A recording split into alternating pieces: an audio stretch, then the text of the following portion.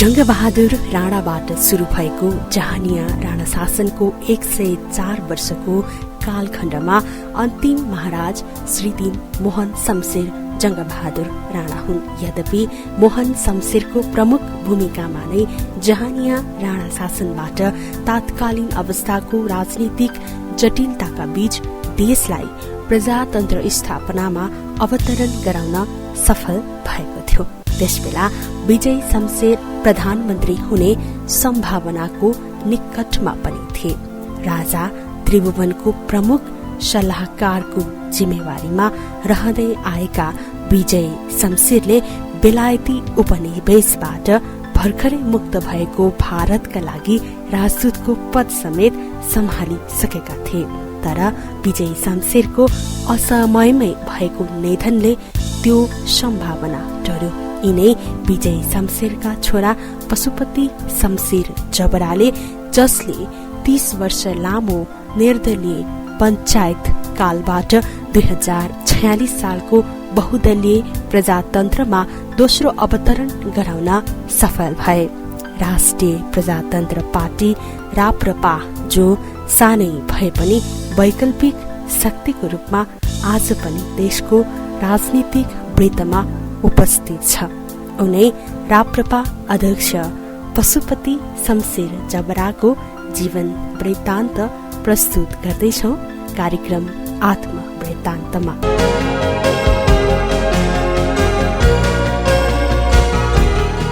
जहानिया राणा शासन कालका एक हस्ती पशुपति शमशेर जङ्गबहादुर राणा काठमाडौँको लक्ष्मी निवास दरबारिया परिवारमा विक्रम सम्मत 1998 साल वैशाख 25 गते उहाँको जन्म भएको हो। जब हामी शब्दको सहारा लिँदै उहाँको व्यक्तिगत विषयको पोयो उघार्न खोज्दै थियौं, उहाँले आफ्नो बाजे मोहन शमशेरलाई सम्झनु भयो। राज परिवारमा रोलवाला राणाको छोरा जन्मियो भने बढाई गर्ने चलन हुन्छ।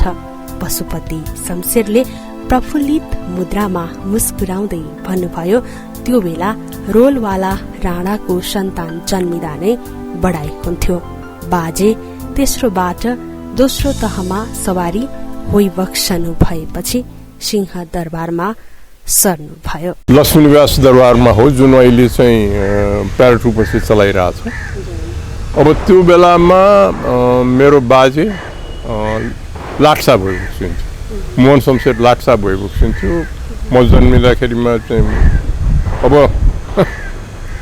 त्यो त मैले आफै देखिनँ, तर त्यो बेला सुनाउने चाहिँ अब छोरा जन्मियो भने अब त्यो रोलवाला राणाजीको छोरा जन्मियो र ऊ रोलमा चढ्नेवाला राणा छ भने जन्मिँदै बढाइदिन्थ्यो। पछिल्लो समयमा के भयो भने अब तत्कालीन राजा त्रिभुवन गएर अब एउटा भनौँ छल गरेर त्यो बेलामा हिन्दुस्तानी राजदूतावास, यहाँ शीतल निवासमा हिन्दुस्तानी राजदूतावास थियो, त्यहाँ लिएर शरण लिन गइबक्स्यो। शरण लिएर उहाँ चाहिँ अनि त्यहाँबाट चाहिँ अब हिन्दुस्तानको सहयोगबाट उहाँलाई चाहिँ दिल्ली लग्यो प्लेनबाट।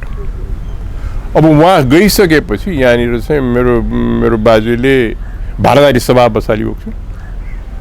अब बाहिर गएपछि अब राजालाई अपदस्थ गरिबक्स्यो र उहाँ यहाँ छोड्या 2टा नाति थियो त्रिभुवनको, जसमध्ये एकजना अब पछि फेरि पनि राजा भइबक्स्यो, ज्ञानेन्द्र शाहदेव भइबक्सिन्थ्यो र उहाँको भाइ धीरेन्द्र, 2जना थिए। उहाँहरूमध्ये भारदारी सभामा निर्णय गरेर नयाँ राजा घोषणा भयो। त्यो राजा आएर हामीसितै सिंहदरबारमा त्यहाँनिर बस्ने व्यवस्था भयो। अब मेरो बाजे र म भएर हामी सँगै गएको सम्झना छ मलाई चाहिँ। राज्याभिषेक पनि उहाँको गरे चाहिँ ज्ञान सरकारको गरेको पनि म याद गर्छु। र करिब 3-4 महिना चाहिँ उहाँ चाहिँ राजा भएको बेलामा अब हामी उहाँसित खेल्थेँ, बस्थेँ। अब सिंहदरबारमा हामी भनौँ म 3-4 वर्ष जेठो थिएँ। उहाँलाई आफ्नो परिवारको तहबाट खेल्ने हेर्ने काम चाहिँ मलाई दिएको छ। उहाँको नेतृत्वमा भएको वार्तालाप जसमा मुख्य भूमिका मेरो बुवा विजय शमशेरले खेलिबसेको थियो, त्यसद्वारा नेपालले त्यो राणा शासनबाट सुरक्षित अवतरण, नयाँ व्यवस्था भनौँ प्रजातान्त्रिक व्यवस्थामा र जसमा चाहिँ राजा पनि भयो, राजासहितको तत्कालीन प्रजातन्त्रमा उहाँले पुनर्स्थापित गरिरहेको छु र उहाँ पछिल्लो राणा महाराज पनि भइरहेको छु, पहिलो प्रजातन्त्रको प्रधानमन्त्री पनि भइरहेको छु। त्यसैले उहाँले जुन ढङ्गबाट त्यो परिवर्तनलाई म्यानेज गरिरहेको छु कि व्यवस्थापन गरिरहेको छु, त्यो चाहिँ मेरो विचारमा अत्यन्त ठुलो देन हो जस्तो लाग्छ। त्यसपछि झण्डै 8 वर्षसम्ममा लक्ष्मी निवासमा बाल्यकाल बिताउँदै आउनु भएको पशुपति शमशेर पनि सिंहदरबार सर्नुभयो। राणा परिवारका विशेष गरी आफ्ना ठूलो बुवाका छोराछोरीहरू सहित 12-15 जना साथीहरू त्यहाँको 300 रोपनीको प्राङ्गणमा सँगै बस्ने खेल्ने गरेको स्मरण उहाँको मानसपटलमा आज पनि ताजा नै छ। पशुपति शमशेरको बाल्यकालका यस्ता धेरै चाहेर पनि भुल्न नसकिने अनगिन्ती यादका पुलेन्दाहरू छन्। तर यसमध्ये पनि आफ्नी आमासँग बिताएको एउटा दिन अझै खास छ उहाँको स्मरणमा। पशुपति शमशेर सानै छँदा हिउँ परेछ। हिउँ पर्दा अरूलाई त के न हो जस्तो भए पनि उहाँकी आमाले पशुपति सहितका केटाकेटीलाई बगैँचामा हिउँ खेलाउनु भएछ। हामी एक अर्कालाई छापेर हिउँ खेलेका थियौं। त्यो पल सम्झदा अझै अनयुजल जस्तो लाग्छ, अभूतपूर्व लाग्छ। पशुपति शमशेर विगतका ती यादगार पलहरू पुनः सम्झदै बताउनुहुन्छ। अब मेरो त्यो बेलाको एउटा मित्र त्यो बेलाको सिद्धिमणि डाक्टरको छोरो हुनुहुन्छ। हेमाङ दीक्षित अहिले पनि उहाँ जीवितै हुनुहुन्छ। अनि हेमाङ दीक्षित एउटा मस्त खेल्ने मान्छे बाहिरको हुनुहुन्थ्यो। त्यो धेरै जसो त हामीले खेल्ने भने अब एकजना त बित्यो पनि, बुवाको एकजना उहाँको पिएको छोरा थियो एउटा धनशोर गौतम भन्ने, बिति पनि सक्यो बिचरा। अब धेरै जसो त हामी आफै थियौँ, किनभने मेरो ठुलो बुवाको छोराछोरीहरू, हामीहरू के हाम्रा फुजूका छोराछोरीहरू हुँदाखेरिमा त 500 जना हामी नै थियौँ। अब अरू आएर हामीसित खेल्थे, विभिन्न दरबारका मान्छे आएर पनि खेल्थे। त्यसैले त्यो एउटा पूर्ण संसार आफैमा थियो। पशुपति शमशेर 12 वर्षको उमेरमा उहाँको बुबा विजय शमशेरको असामयिक निधन भयो। त्यस पश्चात भने उहाँ अध्ययनका लागि बेलायत जानुभयो। उहाँले त्यहाँबाट राजनीति र अर्थशास्त्रको विषयमा अक्सफोर्ड विश्वविद्यालयको न्यू कलेजबाट उच्च शिक्षा हासिल गर्नुभयो। अक्सफोर्डको उक्त कलेजमा खासै कडा रूपमा अनुशासनमा बस्ने भन्ने थिएन। पढ्नुपर्छ, परीक्षाका लागि तयारी गर्नुपर्छ भन्ने दबाब पनि कसैले दिँदैन थिए। पढ्नुपर्छ भनेर आफ्नै ज्ञान र मनले जान्नुपर्ने। तर फेरि बेलायतको पब्लिक स्कुलमा भने ज्यादै कठिन जीवन बिताउनु परेको अनुभव पनि छ उहाँसँग। खाना पनि रद्दी हुने, हिउँमा पनि कट्टु मात्रै थगाएर दौडनु पर्ने र एकदमै मेहनती र परिश्रमी तरिकाबाट त्यहाँ बिताएका समयले पछि राजनीति गर्दा पनि धेरै कुरा सिकाएको उहाँ बताउनुहुन्छ। जसले गर्दा गाउँ शहर दौडधुप गर्दा 15-20 दिनको लामो यात्रा तय गर्दा काम पनि सहज भएको उहाँको अनुभव छ। अक्सफोर्डमा अहिले अमेरिकामा पढाउने जस्तो गरेर मान्छेलाई चाहिँ एकदम स्ट्रिक्ट अनुशासनमा राख्ने चलन थिएन। अब त्यहाँ काम गर्दाखेरि मैले अब त्यो बेलाको रमाइलो गर्ने इत्यादि गर्ने त छँदैछ। मैले मुख्य पाठ के सिकेँ भने आफूलाई कसरी अनुशासन गर्ने थियो, कसरी कर लगाउँदिन्छु, पढ्न, उठ्न, तयारी गर्न, जाँच सुनाइ गर्ने, त्यो गर्दा गर्दै आफै गर्नुपर्ने र त्यो कुराले एक कुरा त्यो मलाई काम लाग्यो। अब बेलायतको पब्लिक स्कुलमा चाहिँ के हुन्छ भने असाध्यै कडा जीवन भोग्नुपर्छ। त्यहाँनिर जाँदा खाना पनि रद्दी हुन्छ, असाध्यै कडा। अब त्यो हिउँमा दौडाउँथ्यो हामीलाई कट्टु र ऊ मात्रै लगाएर। त्यसैले एउटा असाध्य परिश्रमी, असाध्य खप्न सक्ने जीवन चाहिँ त्यसले मलाई सिकायो। जुन चाहिँ पछि आएर यहाँ राजनीति गर्दा अब सिन्धुपाल्चोक जाँदा अब चाहिँ मुलुकको त मैले त 75 जिल्ला, तत्कालीन 75 जिल्ला घुमेको छु। त्यसैले घुम्दाखेरिमा पनि हिँड्न ओर्न मलाई चाहिँ कठिनाइ किन हुँदैन थियो भने त्यो अनुशासन चाहिँ मैले पब्लिक स्कुलमा सिकेको थिएँ। मैले पब्लिक स्कुलमा पढ्दाखेरिमा असाध्य कठोर जीवन बिताउनु परेको थियो। अब राजनीति गर्ने भनेर यहाँनिर चाहिँ ठेगान गरेपछि अब त्यो बेलामा बाटोघाटो के पनि थिएन।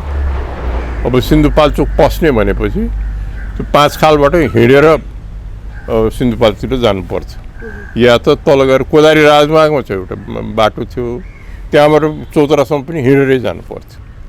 पछि गएर त चौतरामा पनि बाटो बन्यो, तर चाहिँ सुरुमा केही पनि थिएन। त्यसैले अब एकचोटि भनौँ न यहाँबाट हिँडेपछि 15-16 दिनको यात्रा जानुपर्छ, किनभने भरिया चाहिन्थ्यो, मान्छे लिन्थ्यो। अब बसेपछि अब अहिले सिन्धुपाल्चोक गएर बिहान गएर बेलुकी फर्किनु त कुरा थिएन। गएपछि 15-16 दिनको लगेर बस्नु पऱ्यो, त्यहीँ बस्नु पऱ्यो, त्यहीँ खानु पऱ्यो, त्यहीँ घुम्नु पऱ्यो। अब जम्मै यात्रा या घोडा या चाहिँ त्यो पनि टाँगन, त्यो चाहिँ ठुलो घोडा त जाँदैन पाहाडमा, टाँगन घोडाबाट या चाहिँ हिँडेरै गर्थ्यो। म विशेष धेरै जस्तो म हिँडेरै गरेँ। त्यसैले अब मलाई हिँड्न चाहिँ पटक्कै अप्ठ्यारो थिएन, किनभने म त्यो हिलमा पढ्दाखेरिमा कडा परिश्रम सिकाएको हुँदाखेरिमा जिउ ठिक थियो। अनि त्यहाँबाट चाहिँ दुःख सुख भोग्नु त्यति अस्तिलो थिएन। राजा वीरेन्द्रलाई अक्सफोर्ड बोलाउँथ्यो, अनि त्यहाँबाट चाहिँ सँगै लन्च खाइन्थ्यो। चिन्जान त्यो मेरो पहिलो चिन्जान त्यहीँ बस्यो। अनि पछि आएर यहाँनिर मैले भने नि त्यो सेरामा बस्न इत्यादि गरिबक्सिया। उहाँसित मसित चिन्जान भएको भएर उहाँले विशेष पहल गरिबक्सिया थियो। बेलायतको अध्ययनपछि नेपाल फर्कनुभएका पशुपति शमशेरले तत्कालीन राजा महेन्द्रको समयमा गृह र पञ्चायत मन्त्रालयमा सहसचिवको रूपमा काम गर्नुभयो। तर तत्कालीन प्रधानमन्त्रीसँग फरक विचार राखिएकै कारण जागिर खुसियो। बेलायतमा रहँदै पशुपति शमशेरको तत्कालीन युवराज वीरेन्द्रसँग राम्रो चिन्जान थियो। वीरेन्द्रले राष्ट्र सेवामा लाग्नुपर्छ भनेर आग्रह गरे पनि त्यसपछि भने पशुपति शमशेरले सरकारी जागिरी भएर काम नगर्ने बताउनु भएछ। तर पछि वीरेन्द्रकै आग्रह अनुरूप त्रिभुवन विश्वविद्यालयको आर्थिक विकास तथा प्रशासन केन्द्र सेडा भन्ने संस्था, जसले नेपालमा उच्च तहको अध्ययन अनुसन्धान कन्सल्टेन्सी र प्रशिक्षणको कामहरू गर्यो। उहाँले त्यहाँ डाइरेक्टरको रूपमा काम गर्नुभयो। त्यसवखत उहाँकै सहकर्मी प्रकाश चन्द्र लोहनी भने डेपुटी डाइरेक्टरको रूपमा हुनुहुन्थ्यो। असाध्यै नाम चलेका नेपाली बुद्धिजीवीहरू आबद्ध रहेको उक्त संस्थाले नेपालको बौद्धिक क्षेत्रमा उत्कृष्ट काम गर्न सफल भएको थियो। पशुपति शमशेर बताउनुहुन्छ, तत्कालीन युवराज वीरेन्द्र राजा भएपछि 2030 सालमा म राजनीतिमा पसे। त्यो बेला अप्रत्यक्ष राजनीतिबाट आउनु पर्थ्यो। मलाई राजनीतिमा आउन 5 महिना लाग्यो।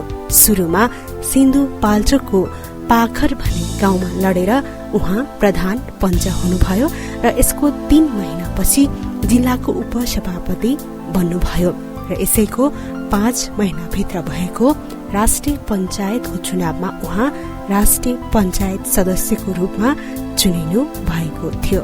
सहसचिव भएर काम गरे गृह र पञ्चायत मन्त्रालयमा। अब फरक पर्दा गर्दाखेरिमा चाहिँ अन्तमा मेरो जागिर खोसियो पनि। मैले चाहिँ फरक मत राखेका कारणबाट त्यस बेलाको उसमा त्यो पनि। अनि पछि गएर पछि राजा त्यो बेला युवराज राजा थियो, जसलाई मैले बेलायतमा चिनेको थिएँ। उहाँले मलाई चाहिँ होइन तिमी त फर्किनु पऱ्यो आएर यहाँनिर चाहिँ काम गर्नु पऱ्यो। ऊ तत्कालीन युवराज राजले मलाई भनेको मैले अब म यो मुलुकको कर्मचारी चाहिँ हुँदिनँ भनेर भने। जागिर खोसेपछि यहाँ फेरि मलाई पर्ख भनेर उहाँले बोलाइबोक्छु थियो होइन। अनि म चाहिँ यो कर्मचारी चाहिँ हुन्न भनेर भने। त्यही बेला एउटा आर्थिक विकास तथा प्रशासन केन्द्र भन्ने त्रिभुवन विश्वविद्यालयसित सम्बन्धित एउटा संस्था बनेको थियो। त्यसले चाहिँ अनुसन्धान गर्थ्यो, अब कन्सल्टेन्सी गर्थ्यो, अनि त्यसले चाहिँ प्रशिक्षण गर्थ्यो। बढी असाध्य उच्च तहको प्रशिक्षणहरू अनुसन्धानहरू। अब त्यसले ठुलो नाम पनि आर्थिक विकास तथा प्रशासन केन्द्र भन्नेले त्यसले चाहिँ हामीहरू त्यो बेलामा अब म डाइरेक्टर भएँ। अब अहिले आएर हाम्रो अर्को कलिग हुनुहुन्छ उहाँ प्रकाश चन्द्र लोहिनीजी, त्यसको डेपुटी डाइरेक्टर हुनुहुन्थ्यो। अब हामीले धेरै असाध्य नाम चलाए नेपाली बुद्धिजीवीहरूलाई त्यसमा चाहिँ ल्यायौँ र त्यसले उत्कृष्ट काम नेपालको लागि बौद्धिक क्षेत्रमा गर्यो पनि र नाम कमाए पनि। अनि आएर 30 सालतिर हो क्या अरे। अनि तत्कालीन युवराज चाहिँ फेरि राजा भइसकेपछि म चाहिँ राजनीतिमा पसेँ। अब राजनीतिमा पसेपछि म अब त्यो बेलामा अप्रत्यक्ष राजनीतिबाट आउनु पर्छ। त्यसैले चाहिँ मलाई करिब 5 महिना लाग्यो कि विभिन्न तहबाट लडेर आउनु। म पहिला गाउँमा एउटा पाखर भन्ने गाउँ सिन्धुपाल्चोकमा लडेँ। त्यहाँको उपप्रधान पञ्च भएँ। त्यसको 3 महिनापछि चाहिँ म जिल्लाको उपसभापति बनेँ। किन त्यो विभिन्न तहबाट नआइ हुँदैन थियो कि। अनि 5 महिनाभित्र अनि त्यहाँ राष्ट्र पञ्चायतको चुनाव भयो। अनि राष्ट्र पञ्चायतमा म चुनेँ। यो चुनाव चाहिँ कुन सालतिर भएको थियो होला अथवा त्यो अब भनौँ प्रक्रियाहरू लगभग 29 सालमै सुरु भयो के अरे। 30 सालमा म चुनित भएँ राष्ट्र पञ्चायत सदस्य भएर। पशुपति शमशेरले आफ्नो बुबा विजय शमशेरको देहान्त पश्चात नै आफ्नो बुबाको अधुरो सपना पूरा गर्छु भन्ने अठोट लिनु भएको थियो। मेरो बाजे मोहन शमशेरलाई राजनीतिक सरसल्लाह दिने बुबा निकै कला भएको व्यक्ति पनि हुनुहुन्थ्यो रे। उहाँको तत्कालीन राजा त्रिभुवनदेखि बीपी कोइरालासँग पनि राम्रो सम्बन्ध रहेको थियो। ताका उहाँ हिन्दुस्तानको लागि राजदूतको जिम्मेवारीमा पनि हुनुहुन्थ्यो। त्रिभुवन महाराज धीराज बाचा भए सायद उहाँ प्रधानमन्त्री पनि होइबक्सन्थ्यो कि। उहाँको नेपाल बारे ठूलो सपना थियो। यसलाई परिवर्तन गरौं, यहाँको जनताको उपकार गरौं भन्ने। उहाँ स्वर्गीय भएपछि म राजनीतिमा जान्छु भनेर 12 वर्षमा नै तयार भएको थिएँ। त्यसैले म राजनीतिमा लागे। पशुपति शमशेर बताउनुहुन्छ। मलाई मेरो बुवा म 12 वर्ष हुँदा स्वर्गीय भयो। बुवा स्वर्गीय भएपछि मेरो बुवा एउटा असाध्य राम्रो हरेक किसिमको कला भएको के। उहाँ चाहिँ अब भनौँ न मुख्य सल्लाहकार मेरो बाजेको त्यो सम्पूर्ण कुराहरूमा सायद उहाँ उक्सिन्थ्यो होला। अब अचम्मको कुरा उहाँलाई त्रिभुवन महाराज धीराजले अब तत्कालीन अरूहरूको पनि साथ सहयोग लिएर उहाँले बीपी कोइरालासित पनि असाध्य राम्रो सम्बन्ध थियो। उहाँ चाहिँ पहिलो राजदूत हिन्दुस्तानमा भएको छ। अब त्यो उहाँको करियर उहाँ बाँची बक्स्या भए मान्छेको भनाइ है। अब के हुन्थ्यो कसो हुन्थ्यो नबाँच्या मान्छे भन्नु। उहाँ पनि बाँच्या, त्रिभुवन महाराज धीराज पनि बाँच्या भए उहाँ सायद प्रधानमन्त्री पनि भएको थियो होला। र उहाँको नेपालबारे एउटा ठुलो सपना थियो कि यसलाई परिवर्तन गरौँ, यहाँको जनताको उपकार गरौँ भन्ने थियो। उहाँ स्वर्गीय भएपछि म राजनीतिमा जान्छु भनेर मैले 12 वर्षमा ठेगाएर थिएँ। उहाँको अधुरो सपना म पुरा गर्छु भन्ने मेरो अटुट थियो। त्यसैले म राजनीतिमा पसेँ। हाल राष्ट्रिय प्रजातन्त्र पार्टी राप्रपाको नेतृत्व गर्दै आउनुभएका पशुपति शमशेर जबरा 104 वर्ष लामो जहानिया शासनकाल र सौ परिवारसँग जोडिने राजनीतिज्ञ हुनुहुन्छ। देश र माटो सुहाउँदो वैकल्पिक शक्तिको रूपमा मूल्य र मान्यताको राजनीतिसँगै जनअपेक्षा अनुसारको काम गर्न सकियोस् भन्ने सिद्धान्तमा आफू अघि बढ्दै आएको उहाँ बताउनुहुन्छ। आफ्नो राजनीतिक जीवन काललाई फर्केर हेर्दा आफूले जति काल सक्रिय राजनीति गर्नुभयो त्यो समय मूल्य र मान्यताकै राजनीति गरेकोमा त्यो पक्ष उहाँ आफैलाई राम्रो लागेको रहेछ। पछिल्लो समय राप्रपा एकत्रित रहिरहोस् र मूल्य र मान्यताको राजनीतिलाई निरन्तरता दिन सकियोस् भन्ने उहाँको अपेक्षा छ। आगामी दिनमा यो विरासत थान्न आफ्नो एकमात्र नाति रहेको बताउनु हुँदै उहाँ भन्नुहुन्छ, म पछि पहिलो लोग्ने मान्छे मेरो नाति हो। उनीकै राम्रो किसिमबाट हुर्किएको छ। हाम्रो मूल्य र मान्यताको परम्परालाई आफ्नो नातिले जोगाइराख्ने विश्वास समेत पशुपति शमशेरले व्यक्त गर्नुभएको छ। मैले जति काल राजनीति गरेँ मूल्य र मान्यताकै राजनीति गरेँ कि मैले यो मुलुकमा इमान्दारी साथ काम गर्न सकिन्छ भने, राजनीतिमा पनि इमान्दारी साथ काम गर्न सकिन्छ भन्ने एउटा उदाहरण देखाए जस्तो लाग्छ। अब कति मूल्याङ्कन गरिरहेको छ त्यो त जनताको कुरा हो। अब जहिले मैले शासन चलाएँ, जहिले म मन्त्री भएँ, त्यो क्षेत्रमा चाहिँ मैले चाहिँ दक्षता साथ व्यवस्थापन गरेर त्यो मन्त्रालयलाई अत्यन्त उत्पादक, अत्यन्त चुस्त बनाउने कार्य गरेर आएको छु। अब पार्टी पनि चलाएर गरेँ। अब पार्टी चलाउनुमा, अब मन्त्रालय चलाउनुभन्दा पार्टी चलाउनु अत्यन्त गाह्रो रहेछ। अब पार्टीमा चाहिँ मेरो आशा अहिले आएर के छ भने राप्रपा एकत्रित होस्, त्यो एकत्रित राप्रपाले आफ्नो मूल्य म पछि पनि छोड्ने किसिमको राप्रपा बनोस् भन्ने चाहिँ मेरो ध्येय छ। मेरो अब एकजना छोरी चाहिँ अब खेमका परिवारमा बिहा भएको छ। उनीहरू चाहिँ दुईटा काममा अगाडि बढेका छन्। अब एउटा त उनीहरूको उद्योगपति बिजनेस गर्ने पक्ष छ। अब अर्को उनीहरूले एउटा ठुलो च्यारिटी संसारमा चलाइरहेको छ जहाँबाट बडो इमान्दारीको मूल्य र मान्यता राख्ने विद्यार्थीहरूलाई संसारभरबाट छानेर पढाउने काम उनीहरूले गरिरहेछन् कि त्यो चाहिँ असाध्य उल्लेखनीय काम त्यो मेरो छोरी र उसको मेरो ज्वाइँको तर्फबाट भइरहेछ। देवयानी चाहिँ अब देवयानीको अब पहिला कुरा त गऱ्यो भने बिचरा उसले चाहिँ असाध्य अस्थिरो समय यहाँनिर अब सबैलाई उसको नाम पनि थाहा छ, त्यो कारणले त्यसमा म जान चाहन्न। मेरो नाति, अब मेरो जम्मा एउटा नाति छ। अब म पछि पहिलो लोग्ने मान्छे त्यहाँ जन्मिया भने मेरो नाति हो। अब नातिको पनि असाध्य राम्रो स्थिति चाहिँ हुर्काउने काम चाहिँ देवयानीले गरिरहेको छ। अब उनीहरू दुईजना पनि मलाई लाग्छ भोलि गएर चाहिँ अब देवयानीको जीवनमा हेर्दाखेरिमा उसले पनि मूल्य र मान्यता असाध्य अडेर बडो अस्थिरो परिस्थितिसित मुकाबिला गर्ने शक्ति देखा मान्छे हो।